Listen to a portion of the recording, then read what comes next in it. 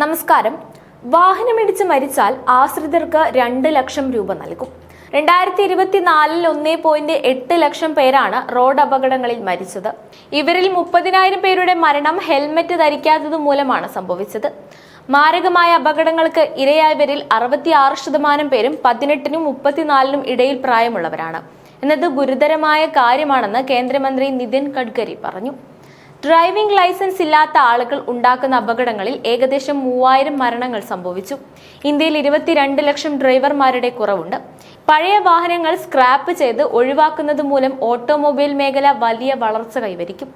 Aluminium, ചെമ്പ്, steel, plastic എന്നിവ recycle ചെയ്യുന്നത് ഈ മേഖലകളുടെ വളർച്ചയ്ക്ക് കാരണമാകും. സ്ക്രാപ്പിംഗ് നയം രാജ്യത്ത് കൂടുതൽ തൊഴിലവസരങ്ങൾ സൃഷ്ടിക്കും. കേന്ദ്ര സംസ്ഥാന സർക്കാരുകൾക്ക് 18,000 കോടി രൂപയുടെ അധിക GST ആണ് ഇതിലൂടെ ലഭിക്കുക. ഇന്ത്യയിലെ ഓട്ടോമൊബൈൽ വ്യവസായം 22 ലക്ഷം കോടി വളർച്ച കൈവരിക്കുമെന്നും മന്ത്രി പറഞ്ഞു.